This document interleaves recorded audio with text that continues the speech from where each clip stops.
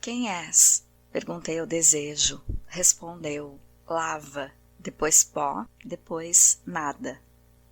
Oi, ouvinte do Literatura Oral, como é que vai? Eu sou a Sabrina e aqui é a nossa playlist do podcast Literatura Oral, com episódios de análise literária, leitura crítica, interpretação de texto e leitura comentada. No último episódio, comentei a peça A Tempestade, de Shakespeare. Hoje eu vou falar na obra da escritora Hilda Hilst, autora do poema com o qual eu abri o episódio de hoje, chamado Desejo. Um poema breve que é um dos mais conhecidos, talvez, da Hilda, e que fala da intensidade e da efemeridade do desejo. Ele está inserido no livro Do Desejo. Hilda de Almeida Prado Hilst era paulista, nasceu em Jaú em 21 de abril de 1930 e faleceu em Campinas em 4 de fevereiro de 2004 aos 73 anos. Hilda foi escritora, poeta, cronista, dramaturga. Foi considerada pela crítica como uma das maiores escritoras de língua portuguesa do século XX. No ano em que ela nasceu, 1930, a literatura brasileira vivia a segunda fase do modernismo, que ficou conhecida como Geração de 30. É uma fase de literatura engajada, ligada a questões sociais e denúncia das estruturas de poder vigentes. Enquanto a Semana de Arte Moderna, de 1922, tinha ecoado muito da cultura e do pensamento do Sudeste, com a Geração de 30, a literatura do Nordeste ganhou destaque. São dessa fase, por exemplo, o 15, de Raquel de Queiroz, a obra de Graciliano Ramos, com livros como Vidas Secas, de São Bernardo, Menino de Engenho, de José Lins do Rego e obras de Jorge Amado. Então, essa literatura engajada aconteceu nos primeiros anos de vida de Hilda, enquanto ela estudava em colégio católico. Hilda Hilst teve entre os temas preferidos o erotismo, a liberdade sexual feminina, o misticismo e a loucura. Ela abordava temas que eram considerados controversos.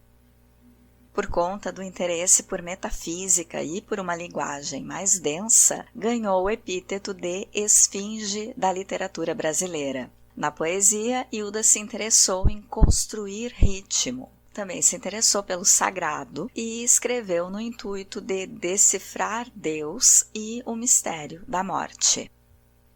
Hilda se interessava em falar sobre liberdade feminina e teve um exemplo de libertação das mulheres com a mãe, Bedecilda.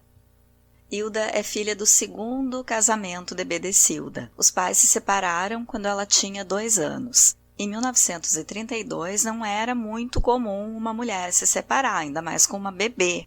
Para a gente ter uma ideia, o divórcio só foi regulamentado no Brasil em 1977, mais de 40 anos depois da separação de Bedecilda. Antes disso, existia somente o desquite. A pessoa ficava desquitada, mas não podia casar novamente, porque o desquite, que palavra engraçada, né? O desquite não dissolvia o vínculo do matrimônio. Interessante que nesse mesmo ano, 1932, estava acontecendo a Revolução Constitucionalista, em que muitas mulheres participaram como voluntárias, questionando o papel atribuído à mulher na sociedade brasileira. A participação dessas voluntárias evoluiu para uma mudança cultural lenta, mas já uma mudança pelos direitos das mulheres. Mas, em função da Revolução Constitucionalista, foi promulgada uma nova Constituição, em 1934, na qual ficou estabelecido que o casamento era indissolúvel, o que jogou para ainda mais longe a possibilidade de legalização do divórcio, que, como a gente viu, só foi acontecer em 1977.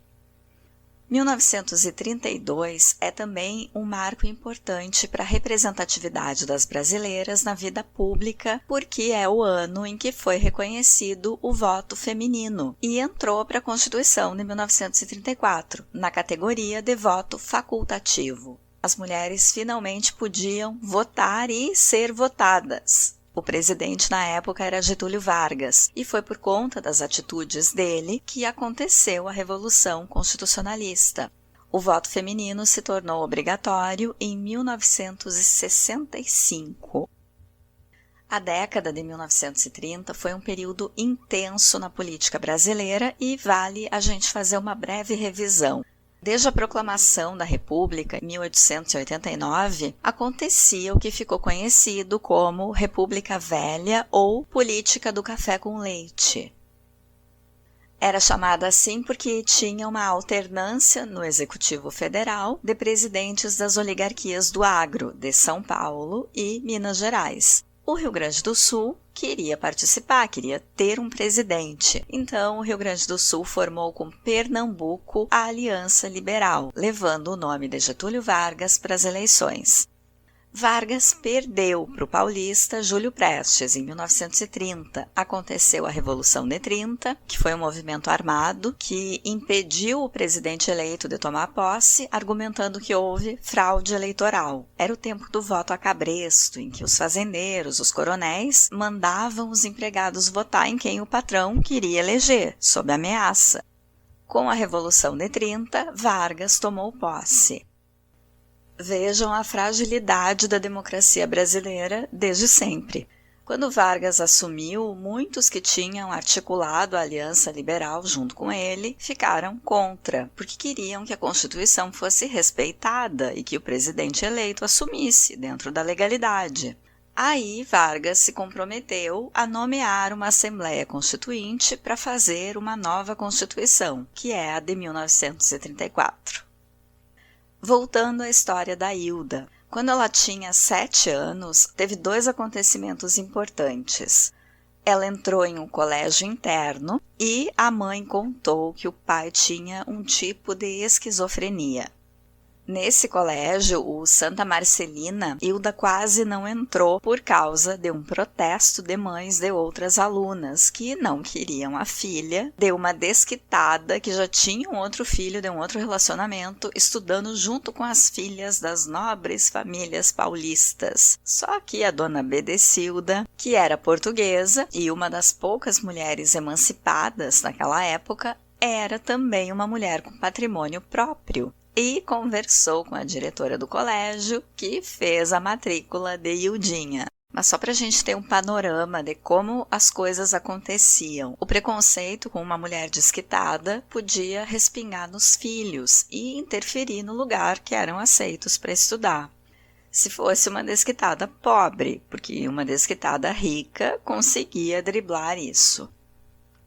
O pai da Hilda também escrevia, era interessado no movimento modernista e chegou a publicar alguns textos em jornais.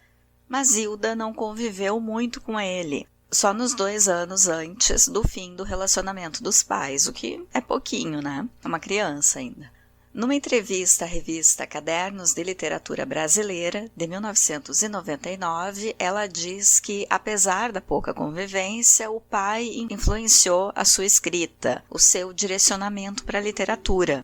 O pai que ficou louco, como ela diz, que perdeu a batalha para a doença mental e deixou uma obra inacabada. E Hilda sentia que escrevia também para dar continuidade ao sonho dele de ser escritor. Hilda cursou Direito na Faculdade de Direito da Universidade de São Paulo, onde conheceu a grande amiga e também escritora Lígia Fagundes Telles. Vou deixar o card do episódio que eu fiz sobre Seminário dos Ratos, da Lígia, aqui em cima. Com todo esse histórico, com a mãe emancipada, tendo sido uma das poucas mulheres na turma de Direito em que ela se formou, a gente poderia pensar que Hilda tenha sido abertamente feminista, apoiadora do feminismo. Mas não exatamente. Numa entrevista ao jornal Última Hora, de 1959, ela disse o seguinte, abre aspas, as mulheres devem ter mais deveres do que direitos. Sou francamente favorável a um quase retorno à Idade Média, com mulheres submissas e não preocupadas com campanhas feministas. O mais importante é o direito de amar e desamar. Desde que esse direito não seja ferido, não vejo por que acrescentar outros. Fecha aspas. Sempre me causa estranhamento que essas mulheres porretas que escreviam e pensavam criticamente não se declarassem feministas. A Cora Coralina também. A Cora era 30 anos mais velha que Hilda, nasceu em 1889. Dá para destacar da entrevista da Hilda a crença que as pessoas tinham de que as mulheres da Idade Média eram submissas. Com pesquisas mais recentes, como as da socióloga e historiadora Silvia Federici, a gente aprende que as mulheres do medievo eram tão independentes que as autoridades bolaram o conceito de bruxa e fizeram a mortandade chamada caça às bruxas para liquidar com a força delas. Eu estou fazendo a leitura comentada de Caliban e a Bruxa na playlist Opinião e Pensamento Crítico aqui do canal. Depois passa lá se tu ainda não estiver acompanhando. A caça às bruxas foi tão eficaz e continua sendo que o estereótipo que chegou à nossa geração foi o de uma mulher medieval submissa, sendo que era mais provável que as submissas fossem exceção no medievo. Hilda falava que as mulheres deviam ter mais deveres do que direitos naquela entrevista, mas ela mesma não era submissa, nem as amigas, como a Lígia, por exemplo. E nem as personagens criadas por ela, como Ilé, do romance A Obscena Senhora D, de 1982, nem a voz lírica feminina que percorre toda a obra da Hilda. Como entender esse paradoxo? A única coisa que vem à minha mente, a única coisa que eu consigo pensar é que nessas entrevistas citadas, ela está sendo irônica. Será que é isso? Será que ela falava assim para evitar censura, talvez, e deixava que quem fosse ler a obra dela entenderia a verdadeira opinião a partir das personagens, a partir do que ela escrevia? O que vocês acham? Acho que pode ser por aí, me parece que é uma boa dica. Hilda teve uma vida livre, com vários relacionamentos amorosos, sem precisar exercer outro trabalho que não a escrita. Quer dizer, fez o que queria, viveu como queria. Então, a gente pode questionar se Hilda entendia a necessidade da luta feminista a fundo, já que ela nunca dependeu da autorização de marido, nunca foi silenciada ou teve a liberdade cerceada. Eu prefiro achar que quando ela falava contra o feminismo ou falava que não era feminista, ela estava sendo irônica. Afinal, Hilda viveu um casamento aberto, viu o impacto do surgimento da pílula anticoncepcional e da revolução sexual dos anos 1960 na dinâmica das mulheres na sociedade. De forma que, mesmo tendo uma vida muito fora da curva, ela não teria como não saber como viviam as mulheres em famílias convencionais. Década de 1960, que também foi a instauração da ditadura militar e do aumento do conservadorismo. O primeiro livro de poesias de Hilda Hilst foi Presságios, de 1950, que teve crítica positiva de Cecília Meirelles. Mas a maioria dos críticos literários da época eram homens e eles costumavam diferenciar a literatura feminina ou quem escrevia como mulher, ou seja, com sentimentalismo, como ruim, e quem escrevia como homem, sem sentimentalismo, como literatura de qualidade. E por isso, Hilda e outras escritoras da época passaram a se denominar poetas, ao invés de poetisas, a palavra que seria o feminino de poeta, para demarcar que escreviam de igual para igual com os colegas homens. Logo no ano seguinte, 1951, Hilda publicou o segundo livro de poesias, Balada de Alzira. Hilda Hilst planejou uma casa para ser um espaço de inspiração e criação artística, na fazenda da mãe. Ela chamou o lugar de Casa do Sol. Mudou para lá em 1966 e viveu lá até morrer. Hilda tinha uma vida socialmente agitada, viajava, ia a eventos, dava festas e resolveu ter uma vida mais reclusa, viver em reclusão, em meio à natureza e se dedicar à literatura. E ela toma essa decisão depois de ter lido o livro Carta ao Greco, de Nikos Kazantzakis. O escritor grego sugeria o isolamento do mundo para alcançar o verdadeiro conhecimento da condição humana. pensou, idealizou a Casa do Sol bem como ela queria para ficar lá quietinha escrevendo. Mas ela não ficava sozinha na Casa do Sol, ela recebia vários amigos. Lá na Casa do Sol, Hilda criou, escreveu inclusive peças, gênero que ela ainda não tinha produzido, hospedou amigos, hospedou escritores, artistas, escritores como Caio Fernando Abreu, criou lá o mundinho dela. Uma curiosidade é que em um certo momento Hilda se interessou e fazia experimentos paranormais na Casa do Sol e chegou a ser entrevistada pelo Fantástico em 1979, dessa vez não pelo trabalho com poesia ou como escritora, mas por experimentos com gravadores, tentando captar vozes de espíritos que ela acreditava que os mortos continuavam entre nós e poderiam se comunicar. Apesar de ter se isolado e de não ter produzido literatura considerada abertamente engajada ou ativista no período da ditadura militar, Hilda continuou atenta às mudanças na cidade. Durante a ditadura, ela abrigou na Casa do Sol um amigo físico que estava sendo perseguido, Mário Schemberg, e teve livros queimados pela polícia. Hilda escreveu um único livro de poesia voltado para crianças, para o filho de um amigo. O guri que ganhou essa homenagem é Daniel Fuentes, atualmente presidente do Instituto Hilda Hilst, que funciona na Casa do Sol. O título desse livro para crianças é Eu Sou a Monstra, Hilda Hilst para Crianças, que é como ela chamava as crianças, crianças. Então, o Instituto funciona lá na Casa do Sol e oferece espaço de palestras e oficinas literárias, inclusive com residência artística, que é quando escritores passam um tempo ali se dedicando a alguma obra ou pesquisa numa casa mais reclusa. O Instituto oferece esses espaços de residência artística, promove festas literárias, enfim. No Instagram, o Instituto Hilda Hilst está como @instituto_Hilda_Hilst.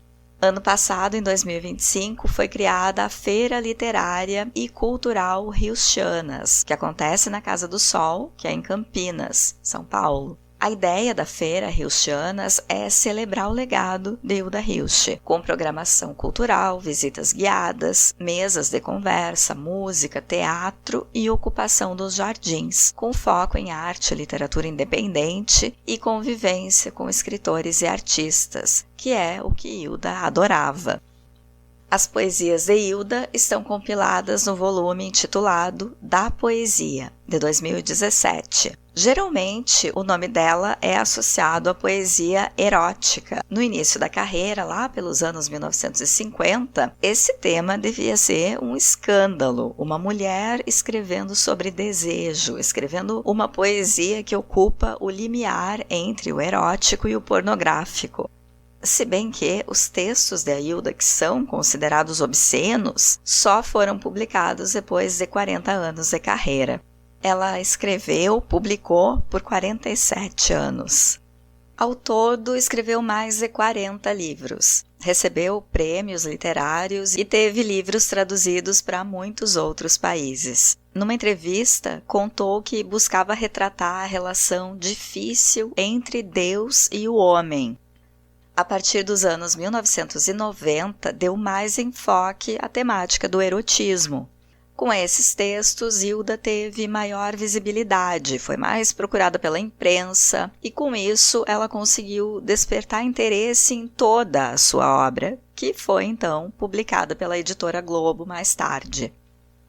Quando tinha 60 anos, Hilda Hilst lançou o Caderno Rosa de Lori Lembe. Cansada de não ter o reconhecimento que merecia, Hilda decidiu dar um tempo ao que ela chamava literatura séria e se dedicar a escrever o que ela chamou Adoráveis Bandalheiras, e botou para quebrar. Foi uma reação dela à tímida recepção da sua obra poética. Hilda estava exausta de publicar poesia de qualidade, literatura de qualidade e não ter o reconhecimento que ela esperava e merecia. Não ter a quantidade de leitores, não ter a repercussão que ela merecia.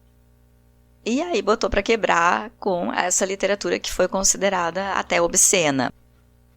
A narradora e protagonista Lori, de Lori Lamb, conta detalhes de quando começou a se prostituir. Ou melhor, de quando começaram a prostituir ela. Começaram a colocar ela na prostituição. Porque Lori é uma menina de 8 anos.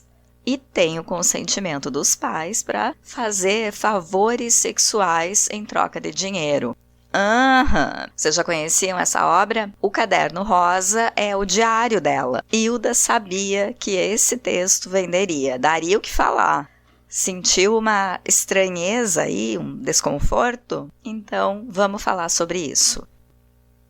O Caderno Rosa de Lori Lamb é o primeiro romance da tetralogia obscena, formada ainda pelas obras em prosa, Contos de Escárnio, Textos Grotescos, de 1990, Cartas de um Sedutor, 1991, e o livro de poemas Bufólicas, de 92. Então, a tetralogia obscena é formada por 3 livros em prosa e 1 em poesia. Nessa época, década de 90, outras autoras brasileiras também estavam escrevendo sobre o erotismo feminino, como Gilca Machado e a poeta Adélia Prado. Só que com a tetralogia, Hilda vai um pouco além do erotismo e chega no que foi considerado até pornográfico. Com a tetralogia, e especialmente com o Caderno Rosa, Hilda parece ter sido impulsionada pela vontade de transgredir, de tirar o leitor da zona de conforto, incomodar, mostrando cenas impróprias ou que pudessem chocar. Mas também é um texto cheio de humor, porque a narradora usa a linguagem de uma criança, falando palavras no diminutivo e contando detalhes da vida, da vida de prostituição que ela começa a levar.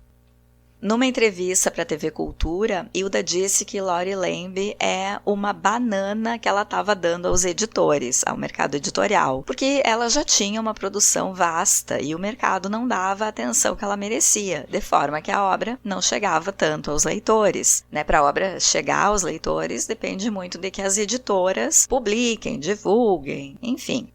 Então, não era divulgada como merecia, não era lida como ela acreditava que tinha potencial de ser.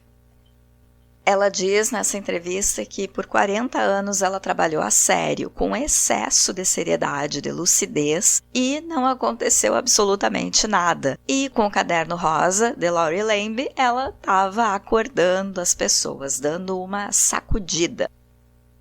Num primeiro momento, eu pensei, poxa, por que escrever sobre isso, sobre prostituição de uma criança, com essa narradora de 8 anos? Porque a gente sabe de toda a problemática, que crianças são vulneráveis a abusos, a prostituição, as notícias chocantes que chegam seguidamente pra gente, O perigo que é imagem de criança na internet. Mas a literatura, a existência de um texto, não influencia essa ou aquela ação. O que move as pessoas a determinadas ações é a personalidade, são as taras, os impulsos, Não é ler um texto que vai levar alguém a fazer o que quer que seja, ou não. Ou a literatura influencia, chancela, autoriza um comportamento. Eu lembrei de Goethe quando lançou Os Sofrimentos do Jovem Werther, em 1774. Durante a estética do pré-romantismo alemão. Esse livro foi escrito inspirado por 2 acontecimentos na vida de Goethe, uma desilusão amorosa e o suicídio de um conhecido. A narrativa de Werther, vivendo um amor não correspondido, foi um sucesso entre os jovens. A história foi considerada tão intensa na época que o livro foi acusado de influenciar uma série de suicídios e posteriormente foi censurado em alguns países da Europa. Mas será que ler o livro de Goethe levou alguém a considerar o suicídio de fato? Não existe nenhum estudo provando a relação da leitura com os suicídios nesse caso. A literatura poderia ter esse impacto? Poderia levar as pessoas a agir, além de só pensar, refletir, pensar criticamente? O que vocês acham? Então, livros com histórias de assassinatos e violência não deveriam ser escritos? para não incentivar a violência, isso? E se a gente chegar à conclusão que sim, que ler influencia em como agimos, então existiriam assuntos sobre os quais não se poderia escrever? Mas isso não seria censura à criatividade? Ou é até bom dar vazão a determinados temas na literatura como forma de catarse para que as pessoas não tenham curiosidade de viver essas coisas uma vez que já leram sobre isso e resolve? Eu não tenho as respostas, estou lançando as perguntas e pensando junto com vocês. A imagem de uma menina de 8 anos numa cena de sexo, ainda com um homem adulto, fechada no quarto com esse homem e com o consentimento da mãe, como no Caderno Rosa de Lori Lamb, já tinha aparecido em um conto de Hilda. O conto é Matamoros, do livro Tu Não Te Moves de Ti, de 1980. Nos dois casos, não se trata de estupro, mas de uma situação em que a criança está curtindo. Na literatura, né, gente? Porque em qualquer outra situação, na vivência, no plano do real, uma criança envolvida numa cena de sexo é abuso e é estupro. Mas nesses dois casos, nesses dois recortes da literatura da Hilda, no Caderno Rosa de Lori Lamb e em Matamoros, em que a criança está envolvida ali, não são casos de abuso. E eu acho que isso é o que choca mais. Não são cenas de abuso no sentido de obrigar a criança, mas são cenas que podem causar estranheza no leitor, porque acontecem numa realidade paralela, que só existe no universo da arte, na esfera do que é artístico. São cenas impossíveis no plano do real. No plano do real isso é crime. Na vida seria crime, e infelizmente porque acontece. Mas na literatura é uma licença poética, é uma realidade alternativa. Dentro da licença poética do fazer literário é uma situação lá pontual. E no caso da Lori Lamb é narrado em primeira pessoa, é ela que está contando. Por falar em licença poética, mesmo a prosa de Hilda, como os contos do livro Tu Não Te Moves de Ti, mesmo a prosa é em linguagem poética. Não é uma prosa no padrão formal, convencional, no Tu Não Te Moves de Ti.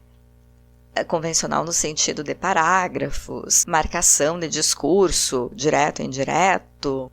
Não é assim. Tem mistura de discursos, as falas de personagens diferentes acontecem sem muita marcação de mudança definida, bem no estilo fluxo de consciência. Tem o ritmo do fluxo dos pensamentos. E é uma prosa que invoca muitas imagens, bem como os textos poéticos. Mistura experimentação com a linguagem, lirismo, filosofia. Quem gosta de prosa diferenciada tem que conhecer. Eu escolhi aqui para o nosso episódio ler o início, a primeira parte de Contos de Escárnio, Textos Grotescos, lá de 1990, o segundo livro da tetralogia obscena. O narrador protagonista de Contos de Escárnio é Crasso, que já nessa primeira parte encontra uma Clódia. Esses dois nomes, Crasso e Clódia, são de figuras reais da Roma antiga. Então, Hilda Hilst está dialogando com a tradição da história romana e de toda a simbologia que essa história representa ao escolher esses dois nomes. Crasso participou do primeiro triunvirato com César. Lembra dos triunviratos? Eram governos de aliança entre 3 generais, triunviratos, que governariam juntos. Crasso era rico, político e militar influente. Ele foi parte dessa primeira experiência de triunvirato com César e Pompeu e ficou conhecido por ter cometido um grande erro militar, um erro estratégico. Por isso que a gente tem a expressão erro crasso. A Clódia romana foi uma mulher rica que casou com um parente de Crasso e protagonizou escândalos amorosos. Clódia processou um amante quando ele terminou o caso com ela. Era acusada de ter um caso com o próprio irmão e de ter envenenado o marido. O poeta Catulo, da época, século I a.C., se inspirou nela para a personagem Lésbia. Com esse nome, Catulo prestava uma homenagem à poeta grega Safo, que viveu na ilha de Lesbos. Safo, a poeta, abordou na sua obra relações entre mulheres, mas a personagem lésbia de Catulo não é lésbica, ela é só uma homenagem a Safo, que era de Lesbos, entenderam? Já a Cláudia de Hilda, bom, aí a gente vai ver. Partiu leitura e já aviso aos navegantes, principalmente ao algoritmo do YouTube, que não censure e não derrube meu episódio. Contos de Escárnio é parte da tetralogia do obsceno, como eu falei, então, obviamente, terá SEXO na leitura. Nomes de partes do corpo e todos os apelidos das partes e do que fazer com as partes, inclusive uns apelidos das partes que eu não sabia, aprendi agora. Hilda falou em entrevista que Lori Lembe é pornografia pueril, mas que Contos de Escárnio, sim, é texto para adultos. Espero que vocês se divirtam escutando tanto quanto eu me diverti lendo e gravando esse texto. Vamos que vamos!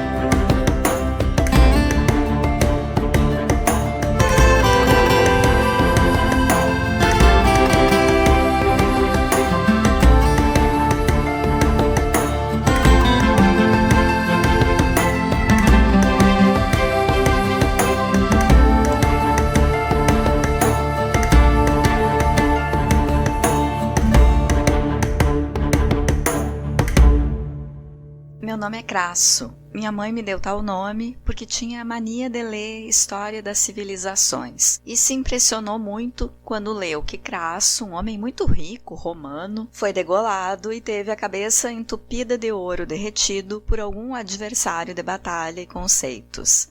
Mamãe morreu logo depois de me dar esse nome, no dia seguinte ao meu batismo. Dizem que foi um ataque fulminante, que eu estava logicamente no berço ou no peito, quando ela falou Crassinho, suspirou e morreu. Era linda, elegante, gostosa, segundo o papai, que morreu um mês depois. Só que a morte dele foi diferente. Morreu em cima de uma mulher nada elegante, mas muito mais gostosa que mamãe, segundo me disseram. A mulher era uma puta, daquelas rebolantes, peitudas, tetas em riste. Os homens gostavam assim naquela época. A puta saiu do quarto aos gritos, os peitos balançando iguais a dois lindos melões. Se os melões nas ramas rasteiras balançassem, papai morreu no bordel. Foi aquela gritaria, depois sussurros, depois silêncio, depois a funerária saindo, quer dizer, o agente funerário saindo e logo depois entrando com o caixão e tudo e saindo de novo. Um horror. Fui criado pelo meu tio Vlad, ninguém sabe o porquê desse nome, brasileiro e fazendeiro. A mãe dele deve ter lido o quê para lhe dar esse nome. Lembrei agora. A mãe do tio Vlad era apaixonada por Vladimir Horowitz. Bem, resolvi escrever esse livro porque ao longo da minha vida tenho lido tanto lixo que resolvi escrever o meu. Sempre sonhei ser escritor, mas tinha tal respeito pela literatura que jamais ousei. Hoje, no entanto, todo mundo se diz escritor e os outros, os que leem, também acham que os idiotas o são. É tanta bestagem em letra de forma que pensei, por que eu não posso escrever a minha? A verdade é que não gosto de colocar fatos numa sequência ortodoxa, arrumada. Os jornais estão cheios de histórias com começo, meio e fim, então não vou escrever um romance como E o Vento Levou, ou Rebeca. Os Sertões e Ana Karenina, então, nem se fala. Os verbos chineses não possuem tempo. Eu também não. A minha primeira safadeza foi meio atrasadinha. Eu já havia completado 18 anos, mas sempre fui muito tímido, talvez por causa do nome, talvez por causa do jeito que papai morreu. Todo mundo quando me via dizia, lá vai o Crasso, filho daquela da crassa putaria. Eu ficava com os olhos úmidos, mas logo em seguida, apesar da minha timidez, mostrava o pau. Otávia tinha pelos de mel. A primeira vez que me beijou a caceta, entendi que jamais seria a anacoreta. Não me beijou com a boca, me beijou com a boceta. Dessa Otávia me lembro agora. E já nem sei se devo continuar a minha história aí de cima. Otávia é um nome muito bonito, um nome mulherão. Ah, tudo que eu fiz com e por Otávia. Ela tinha 30 anos e todas as sugestões que o nome carrega. Altivez, um pouco de fúria, cabelos negros, olhos grandes, escuros, e dizer Otávia na hora do gozo é como gozar com mulher e ao mesmo tempo com general romano, com rapagão e com Otávia inteira, mulher de general. Gosto muito de mulheres grandalhonas e peitudas, como o papai gostava, e belas e consistentes mãos que saibam acolher um caralho. Na minha primeira bandalheira, a mãozinha fofa e curta de Lina foi insuficiente. Tive que sobrepor a minha mão à sua, porque a cadelinha, além de dizer que nunca havia visto uma pica, também se recusava a ver. Virava a loira cabeça para o lado e fazia cara de nojo. Era uma poetisa lá da minha terra. Rimava balões com sultões, meio metidinha a sebo, magra, mas com umas tetas de gente grande. Como aquela punheta a 4 mãos não dava certo, espremi minha cara entre os 2 suculentos melões e fui metendo desengonçado e suarento. Ela não dava um pio, nem suspirava nem gemia. Assim que esporrei, quis ver a cara de Lina. Estava de olhos abertos, olhando o teto, quero dizer o céu, porque foi no campo essa insossa trepada, ao lado de uma amoreira. Não fiquei embaixo da amoreira de medo que aquelas frutinhas despencassem e se esborrachassem nas minhas nádegas. Sempre me impressionei com a cor vermelha. Foi bom pra você, Lina? Doeu, só isso? Aí veio a surpresa. A Lina magricela, poetisa e peituda, desabotoou uma linguagem digna de estivador. Puta que pariu, caralho. Eu era uma donzela, seu bastardo escroto. Fiquei besta. Tentei acalmá-la, dizendo que como é que eu podia saber e por que não me disse, etc. Aí começou a chorar, coisa de donas. Depois daquele palavrório, o meloso, interior anacrônico. Você não gosta de mim? Gosto, sim. Gosta nada, seu taradinho. Comecei a alisar suas douradas melenas quando, inopinadamente, Lina abocanhou meu pau e começou a chupá-lo com tamanha técnica que esporrei pela segunda vez, rápida e fartamente. As surpresas sempre me acompanharam a vida. Otávio, por exemplo, gostava de apanhar. A primeira vez que a fudi, ou que fodia, ou que fui fodê-la, é melhor, enganei-me na tradução de seu breve texto. Ela me disse, me dá uma surra. Entendi que era uma surra de pau e fui metendo, me aguentando longamente para não esporrar, pensando na mãe morta, no pai morto, na missa do 7º dia do tio Vlad, que depois eu conto como ele morreu. E nesse todo patético deprimente que é morte, doença. Aí ela me interrompeu a meditação ativa, dura e disciplinada. Surra, amor, eu disse, surra, meu bem. Então entendi. Meti-lhe a mão na cara 4, 5 vezes. Otávia rosnava, langorosa. A cada bofetão, um ruído grosso e fundo. Era cínica também. Naquela época eu já era muito rico. Havia bolado uma espécie de brigada de bombeiros, um empreendimento novo e negociava os serviços ou os prédios ameaçados. Tornei-me proprietário de vários prédios e os alugava rentavelmente. Otávia sabia que eu era louco por aqueles seus ruídos extravagantes durante o prolongado orgasmo, e algumas vezes me dizia enquanto retinha meus ovos no côncavo de suas grandes mãos, e eu já relaxado. Cada urro tem seu preço, viu, amorzinho? Cínica, Otávia. Mas nenhuma outra mulher era dona desse gorgolejo na garganta. Era mais do que uma rosnada langorosa. Vinha do fundo de águas negras, mas era também pungente e prazeroso. Como se você estivesse fodendo uma onça mulher filhote. Só de pensar nisso, ainda agora, aos 60, minha pálida vara endurece um pouco. O que eu podia fazer com as mulheres além de foder? Quando eram cultas, simplesmente me enojavam. Não sei se alguns de vocês já foderam com mulher culta ou coisa que o valha. Olhares misteriosos, pequenas citações a cada instante, afagos desprezíveis de mãozinhas sabidas, intempestivos discursos sobre a transitoriedade dos prazeres. Mas como adoram o dinheiro as cadelonas! Uma delas, trintona, Flora, advogada que tinha um rabo brancão e a pele lisa igual a baga de jaca, citava Lucrécio enquanto me afagava os culhões e encostava nas bochechas translúcidas a minha caceta. Ó, crasso! Até aí é texto dela. E depois Lucrécio. O homem que vê claro, lança de si os negócios e procura antes de tudo compreender a natureza das coisas.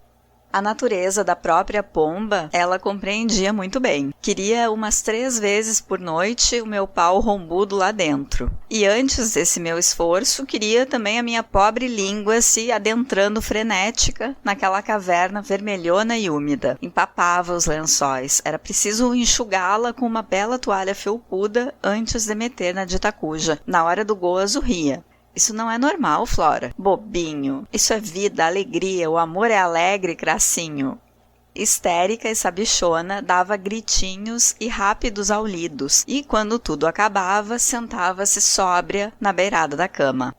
As causas judiciais demoram tanto para serem solucionadas, meu crasso. Tem algum numerário aí para mim? Assim que receber dos meus clientes, te pago. O seu único cliente era eu e, claro, que eu pagava. Afinal, não me fazia mal ouvir Lucrécio de vez em quando, se a atriz discursante era dona daquela pomba molhada e faminta. Claro que nem todas as soitisan cultas são assim tão chatas. Tive as cultas refinadas e originais também. Mas que mão de obra, meu pai! Uma delas é inesquecível, Josete. Inesquecível por vários motivos, mas principalmente pelo gosto exótico na comida e no sexo. Ela adorava tordos com aspargos e pastelões de ostras. Era preciso que eu telefonasse uma semana antes para os maîtres dos tais restaurantes. Tordo? Nunca sabiam se era um pássaro ou um peixe. Eu imagino hoje que ela sempre acabava comendo um sabiá com aspargos. O pastelão de ostras era mais fácil, mas os vinhos para acompanhar aquilo tudo... Josete entendia de vinhos como se tivesse nascido embaixo de uma parreira de Avignon. Depois desse inferno todo, ainda tínhamos que dançar, porque é delicioso dançar com você, amor, se você tivesse mais tempo. Tenho todo o tempo do mundo, querida. Talvez tivesse, mas nem tanto. Tinha mania de uma música, You've Changed. E era aquela charopada até as 2 da manhã, mais ou menos, quando eu já havia mergulhado meus dedos várias vezes na sua suculenta xereca. Abria discreta e elegante as pernas nas boates, embaixo da mesa, enquanto engolia com avidez aqueles vinhos caríssimos. Sorrindo, soltava um pífio arroto de tordos e ostras, abafado entre os seus 2 dedinhos, enquanto os meus, dedos naturalmente, beliscavam-lhe a cona. Muitas beliscadinhas, muito dedilhado, até que ela gozava, escondendo o gozo e simulando um segredo e enchendo de bafos, gemidos e saliva a concha do meu ouvido. Eu dizia com a caceta dura e espremida entre as calças: vamos embora, hein, bem? Tá tão gostoso, amor. Eu sei, Josete, mas olha só meu pau. Não seja grosso, crasso. E aí eu tinha que começar tudo de novo, não sem primeiro ouvi-la pedir as sobremesas e os licores. Depois de Josete ter gozado umas 10 vezes entre sabiás e mousses e álcoois dos mais finos que me custavam um caralhão de dinheiro, levantava-se garbosa, Espartaco antes da derrocada final, naturalmente. Eu ia atrás, meio cego, mas ainda sedento. Um tal de Ezra Pound, poeta norte-americano, era o xodó de Josete. O cara repelente, um engodo, invenção de letrados pedantescos. No primeiro dia que ela citou o tal poeta, eu lhe disse: meu tio Vlad, quando era molequinho, tinha crises de loucura quando ouvia esse aí falando numa rádio italiana. O cara era um bom fascistoide, você sabia?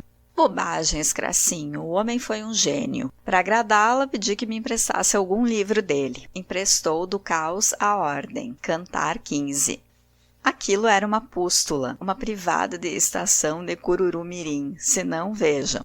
Abre aspas. O eminente escabroso olho do cu cagando moscas, retumbando com imperialismo, urinol último, estrumeira, charco de mijo sem cloaca, o preservativo cheio de baratas, tatuagens em volta do ânus e um círculo de damas jogadoras de golfe em roda dele. Fecha aspas.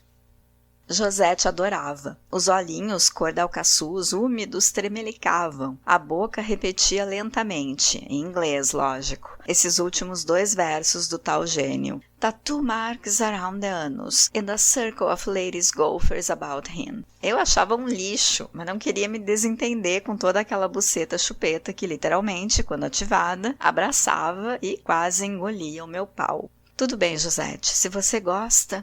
De gustibus coloribus, etc. Pois gosto tanto, amor, que vou te mostrar a que ponto vai minha reverência por esse autor admirável.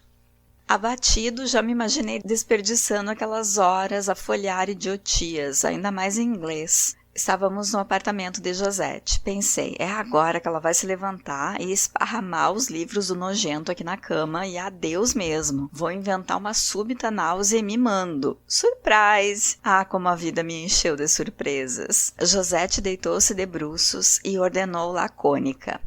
Pegue aquela grande lupa lá na minha mesinha. Lupa? Lupa sim, Cracinho. Então peguei. Faz um favor, benzinho, abra o meu cu. Como? Ô, Cracinho, como você está ralente esta noite?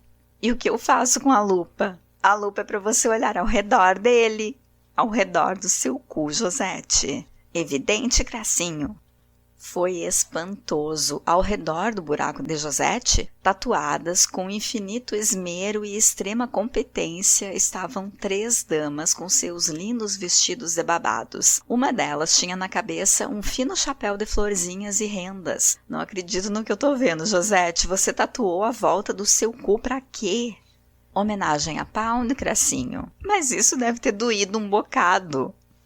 The courageous violent slashing themselves with knives. Que quer dizer, os violentos corajosos cortando-se com facas. Continuação do canto 15.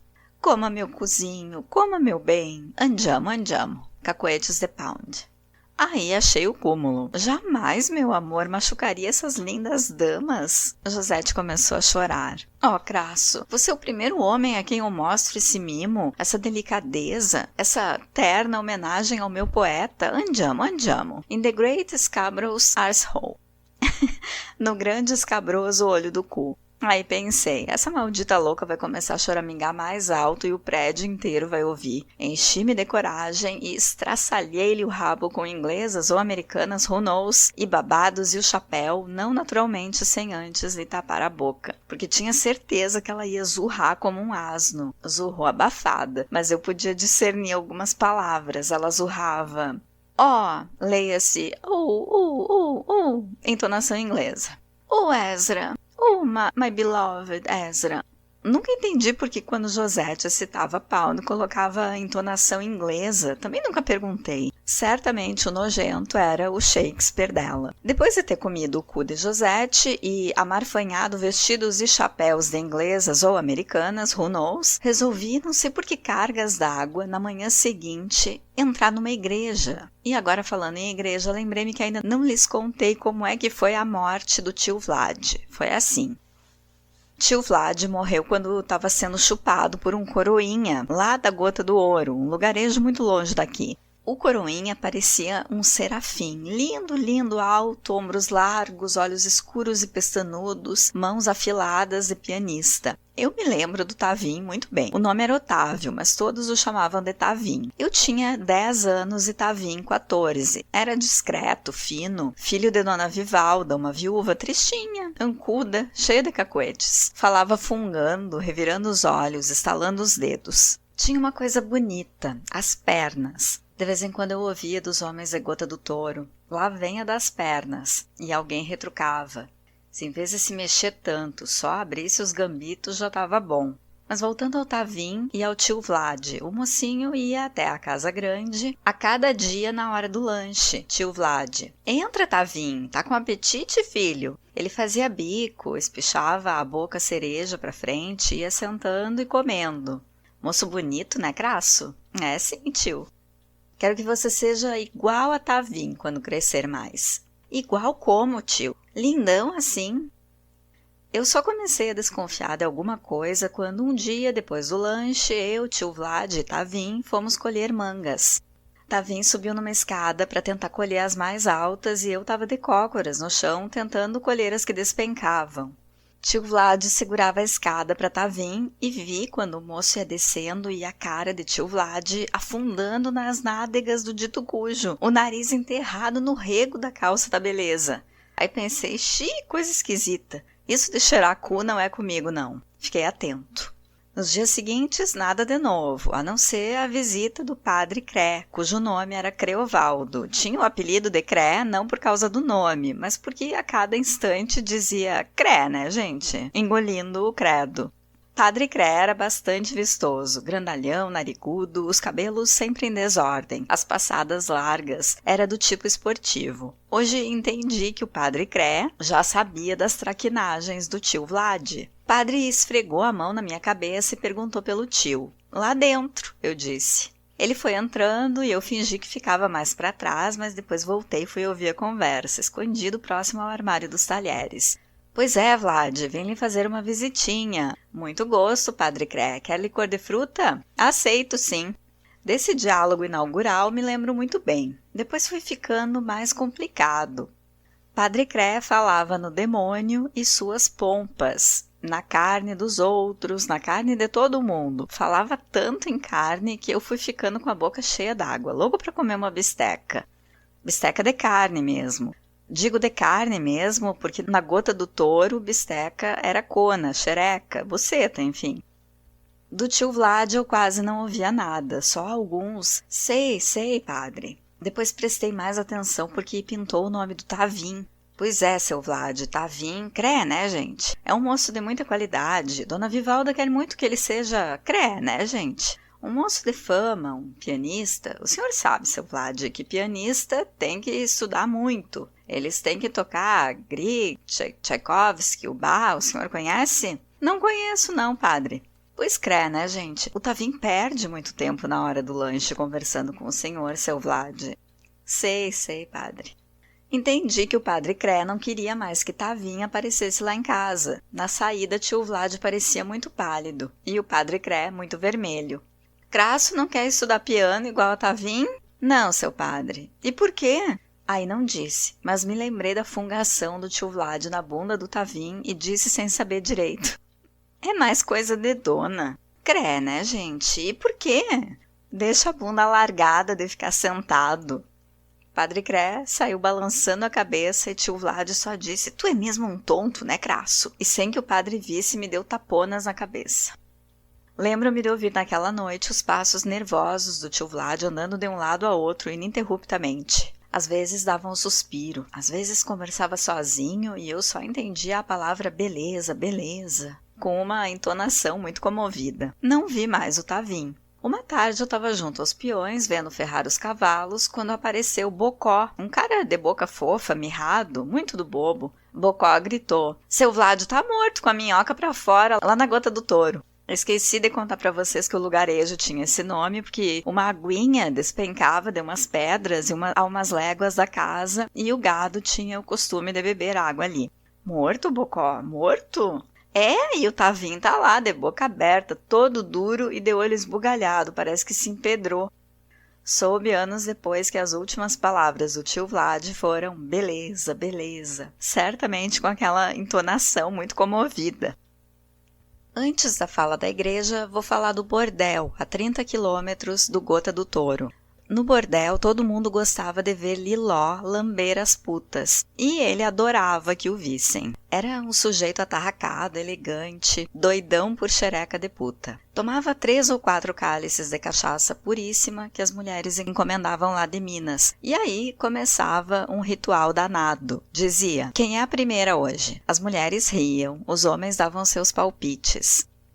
Nessa noite havia uma moça novata, chamada Bina, 18 anos, a cabeleira opulenta até a cintura, ancas avantajadas, seios delicados, boca de mulata, polpuda e que dentes. Liló só estava interessado na cona da moça. Todo mundo começou a gritar, Bina, Bina! Ela riu dengosa, fez muxoxo de acanhadinha e Liló foi ajeitando a cadeira de veludo rosa, fofa, porque era naquela cadeira que gostava de examinar a qualidade, espessura e tamanho das cricas. pessoal ficava à volta, bebericando. Ele mandava a mulher se sentar, fazia vênias, perguntava se não queria um gole de vinho doce. Era gentil feito embaixador. Nesse dia, então, foi Bina. Liló gostava da moça vestida. Ele ficava só de cuecas. Um cuecão muito branco, largo, a caceta para dentro. Bina sentou-se. Alguns homens já ficavam de pau duro logo nesse pedaço. Outros não aguentavam ver até o fim e ejaculavam ali mesmo, encostados nas outras donas. Liló ajoelhava-se, ia levantando devagarinho a saia da moça, dizendo: abre, lindinha, abre um pouquinho mais, vem mais pra frente da cadeira, não fica nervosa, bichinha. O prazer de Liló era o acanhamento postiço da mulher. Todas sabiam que ele só gostava se a mulher fingisse pudor, um pouco de receio no início, um tantinho de apreensão. Quem ia ser chupada já sabia disso. Gostava também que usassem calcinha. Ia empurrando o tecido da calcinha para a virilha da mulher e esticava os pentelhos devagar. Depois tirava a calcinha e começava a examinar a buceta. Vejam, dizia ele, esta é de cona gorda, peitudinha de boca. Os homens se inclinavam. Alguém dizia: deixa eu dar uma lambida, Liló. Calma, cara, o assunto é comigo agora. Algumas ficavam logo molhadas, e aí ele gostava muito. Punha o dedo lá dentro e mostrava. Vê, gente, já tá empapada. Dona Loura, a gerente, era assim que era chamada a cafetina, trazia uma almofadinha de cetim azul e punha debaixo das coxas da mulher. E Liló começava o trabalho. De início dava uma grande lambida e parava. Bina se torcia inteira. Ele perguntava: quer mais? Ela dava um gemido de assentimento. Então fala que quer mais, senão não lambo mais. Quero mais, Liló, por favor. A caceta de Liló era um talo duro e gotejante. Uma das putas deitava ao lado dele e começava a chupá-lo. Ele ia lambendo Bina igual a cadela que lambe a cria, o linguão de fora. Parava de vez em quando. As mulheres seguravam a cabeça da que estava sendo chupada e alguns homens a beijavam na boca, outros nos seios. Tinha jeito de mesa de cirurgia aquilo tudo. Sorry, médicos. Liló só queria a cona e ejaculava espasmódico na boca da outra no tapete. Enquanto Bina gozava na boca de Liló. Em seguida, Liló levantava-se com um grande sorriso e dizia: meu nome é Liló, o lambe-fundo. E mais uma rodada, pessoal, de cachaça especial, Dona Loura. Depois não queria mais mulher alguma. Tomava 2 cálices no balcão do bar do puteiro e saía com passadas rapidinhas, ereto e sempre muito elegante. E por que eu teria ido à igreja aquela manhã? Porque, apesar do meu roteiro de fornicações, eu também tinha momentos de tédio e vazio.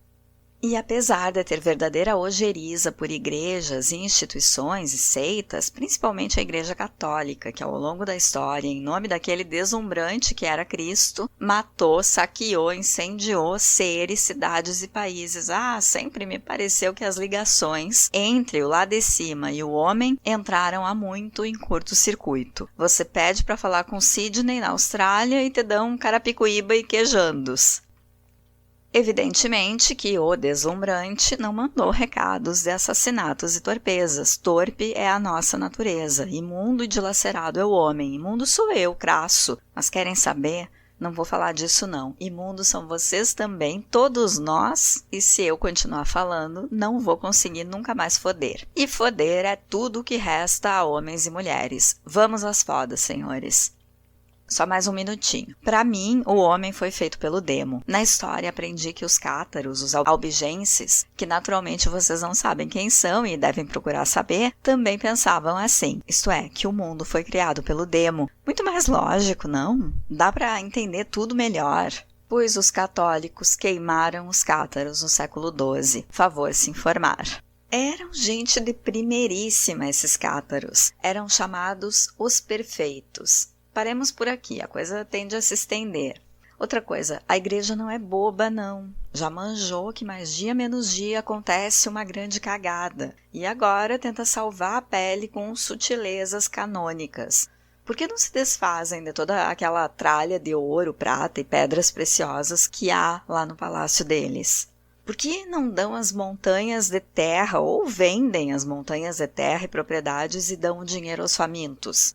Porque os papas, ao invés de discursos lenga-lenga, não arrancam as vestes, não pulam daquela cadeirinha, não ficam nus e nus não discursam um texto veemente, apaixonado e colérico, amaldiçoando os canalhas. Não adianta ficar voando de seca em meca e beijando o chão.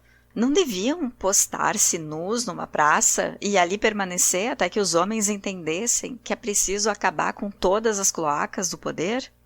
Mas vamos às nossas orgásticas, gentis e menos imundas putarias. Outra coisa, não sou ingênuo não. Sei muito bem que vão me responder e desde já respondo. Não aceito. Ai, gente, não consigo parar. Parei. Entrei na igreja, sentei-me num dos bancos vazios e comecei a pensar no pau e na vida. O que era isso de ter um pau e ficar metendo nos buracos? Que coisa idiota o sexo! Que bela porcaria e merdada isso de comer cu de inglesas ou americanas, who knows? E chapéu! E eu, que decadência! Eu, que na mocidade havia lido Spinoza, Kierkegaard e amado Keats, Yeats, Dante, alguns tão raros. Mas deixa pra lá. Enfim, que bela droga que eu vinha fazendo da minha vida. Será que era porque eu não tive pai nem mãe? E tão pouco tempo o sacana chupado do tio Vlad?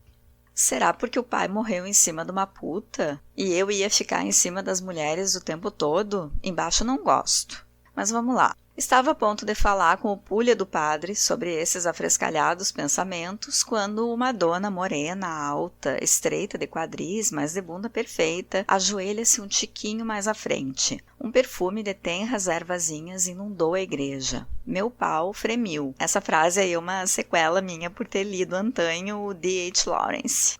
Digo talvez, meu pau estremeceu? Meu pau agitou-se? Meu pau levantou a cabeça? Esse negócio de escrever é penoso. É difícil definir com clareza movimento e emoção. E o estremecer do pau é indefinível. Dizer um arrepio do pau não é bom. Fremir é pedantesco. Eu devo ter lido uma má tradução do Lawrence, porque tá aqui no dicionário. Fremir, do latim fremere, ter rumor surdo e áspero. Dá um exemplo. Os velozes vagões fremiam. Nada a ver com pau. Depois sinônimos, bramir, rugir, gemer, bramar. Cré, como dizia o padre tutor do Tavim, nada mesmo a ver com pau. Meu pau vibrou. Meu pau teve contrações espasmódicas? Nem pensar. Então, meu pau aquilo. O leitor entendeu. Vi que a mulher chorava. Os lindos ombros sacudiam-se dentro da blusa de seda amarelo-dourada. Fungou no lencinho. Armei uma estratégia. Levantei-me com a cara compungida. Ajoelhei-me rapidamente diante do altar, virei a cabeça para os lados e perguntei à mulher: desculpe incomodá-la, mas a senhora sabe se o padre andou por aqui? Ela levantou a cabeça. Era linda. O discreto decote da blusa deixava à mostra a textura reluzente da pele. E que pescoço! Não desses muito longos. Para ser exato, o mesmo pescoço da Vênus de Praxíteles. Também estive lá, em Roma. Tenho horror de pescoços longos. Eles me lembram cisnes, e cisne me lembra a morte do cisne. E a morte do cisne me faz lembrar que também eu vou morrer um dia. Espero que não seja no lago. Tenho horror de quando começo a pensar, é repugnante. Graças ao Demo, dono do planeta, há muito pouca gente que pensa, ainda bem. Tive um grande amor certa vez, mas a cadelona pensava e cada vez que eu pensava em fodê-la me vinha: vou broxar com essa dona, meu pau vai minguar com essa doida pensante. E não é que foi assim mesmo? Pau gosta de cona, não gosta de cabeça. A mulher era gostosa, o mais belo nariz que já vi. Meu pau adora nariz. Coxas veementes, mas tinha essa escrotidão, pensava a sério. Voltemos à igreja. Perdão, mas a senhora está se sentindo bem? Obrigada, sim. Não gostaria de conversar um pouco? Antes de me responder sim, obrigada, olhou-me de alto a baixo e deve ter notado as minhas boas etiquetas. Digo, das roupas. Segurei-lhe o antebraço, dei umas recuadas de bom tom. Ela fez a tradicional genuflexão diante do altar. Eu fiz outra, já pensando se aquilo tudo seria presente de Deus ou do Demo. Quem sabe mudo de ideia a respeito da criação. Eram 11 horas da manhã. Disse-lhe o meu nome. Ela disse o dela. Cláudia. Crasso e Cláudia. Estaríamos em Roma? Achei fantástico. Eu havia lido Catulo aos 18, quando fodi aquela poetisa magrela, e Cláudia foi o grande amor de Catulo. Não é o da paixão cearense, é o outro. Isso não importa. Verdade que a Cláudia de Catulo gostava demasiado de homens, pois acreditem, ela parecia gostar demais de mulheres. Apesar de que alguns historiadores afirmam que a lésbia citada por Catulo era a própria Cláudia. Fiquei sabendo que ela gostava de mulheres depois dos 2 primeiros uísques. Claro que aquela hora era a hora do drink, quase meio-dia. Não quer tomar um drink antes do almoço? Quer almoçar comigo? De óculos escuros, agora ela foi despejando lentamente vida e obra. Era museóloga, imaginem. Falava em volume, cor, espaço, traço. Queria muito pintar também. Pinta? Perguntei. Olha, Crasso, tento. E pinta o quê? Já é mais difícil de explicar. Paisagens, homens, mulheres, animais? Cabeças? Vaginas, Crasso. Original mesmo, eu disse. E aí, Satanás, ela começou a desfiar um palavrório enrolado barroco, torções, arabescos, purpúrea, excrescências, pelos dourados, cachos, frisos, laço, volume, cor, triângulos exatos, menos exatos do pubis. Pensei, essa faria um bom par com Liló, ela desenhando, ele chupando. Você gosta tanto assim de Cona? Não gosta de pau, não? Ofendeu-se. Aguinha nos olhos. Incompreensão de homens e mulheres. De todos. Olha, Cláudia, não tenho nada contra vaginas, não. Ofendeu-se de novo. Você é igual a todo mundo. Graças a Deus, eu disse. Mas olha, Cláudia, acho lindo vagina. Deus me livre de gostar de outra coisa. É que vamos dizer, é extravagante só pintar vagina, né? Ou melhor, é singular, hein? Agora, só uma perguntinha rápida. Você só gosta de mulheres? De novo, o barroco dos sentimentos, o embaciado, o indefinível, a névoa sobre as palavras. Pensei, já sei, é uma lambicona. Retroagia ao meu velho conceito sobre a criação. Coisa do demo, o mundo. Pois encontro uma Cláudia na igreja, aos prantos, linda, linda, penso que tá chorando porque perdeu a mãezinha ou o marido. E sabem por que ela estava chorando? Porque sua amante, uma moçoila nadadora, dona da mais exígua, mas perfeitíssima vagina, segundo me diz Cláudia, atravessara hoje o Atlântico, não a nado, de navio mesmo, às 9 da manhã, em lua de mel com o seu marido, um famoso tenista. Tenista, é? Eu a amava, Crasso, muitíssimo, imagino. Amor mesmo, junção de almas. Imagino. Tem um retrato dela aí? Quer dizer, tem a vagina dela aí para dar uma olhada? Sorriu. E pelo sorriso vi que gostava de pau também.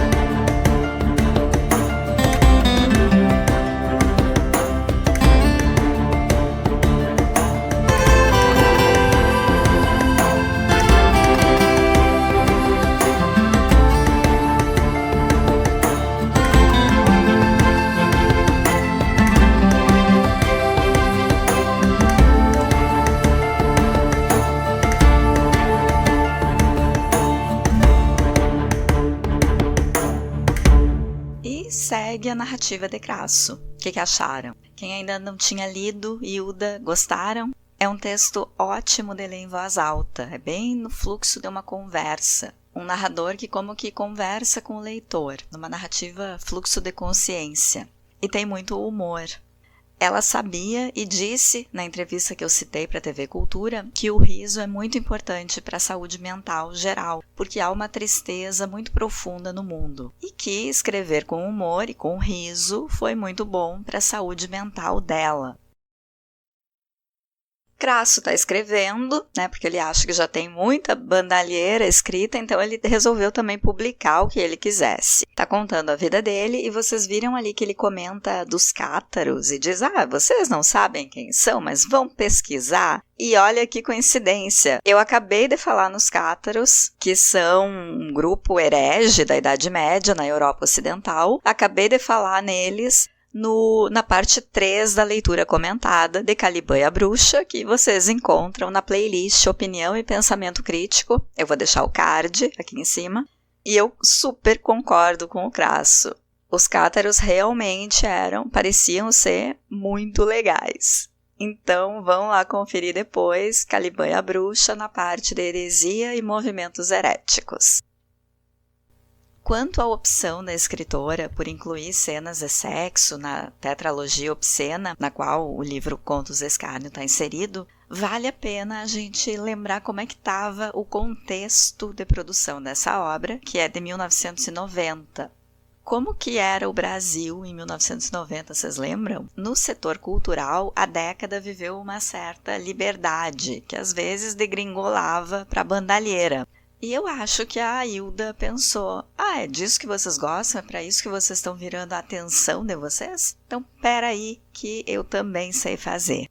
Foi a década, por exemplo, de quando o grupo Mamonas Assassinas fez sucesso. O início da década de 1990 foram os primeiros anos da democratização ou redemocratização do Brasil, que a ditadura tinha terminado em 1985. Sendo que a primeira eleição para presidente foi só em 1989 e o eleito, Collor de Mello, tomou posse em 1990. Então era praticamente um Brasil novo, nascendo enquanto Hilda estava escrevendo essa nova fase da obra dela, em que ela mesma disse que tinha dado um tempo na literatura séria. A televisão mostrava programas com apelo sexual, como o clássico dessa época, o quadro Banheira do Gugu, no programa legal que passava domingo de tarde, quando a família brasileira estava reunida na sala. Programas de auditório com bastante apelo erótico. Muito programa de formar casais. Eu lembro que no programa do Silvio Santos tinha o quadro Quer Namorar Comigo? E no Faustão tinha um outro quadro que era o Sexolândia. Sim, depois do churrasco com salada de batata do almoço de domingo, a gente podia escolher entre ver uma mulher de biquíni numa banheira, lutando com algum homem semi-celebridade para pegar um sabonete, ou assistir perguntas e respostas de atores globais num quiz sobre sexo. E também foi a década do grupo El Chan e das crianças dançando coreografias na boquinha da garrafa. Então, que era nesse contexto que algumas escritoras estavam escrevendo sobre sexo, sobre erotismo, de uma forma mais escancarada. Entre elas, Hilda Hilst.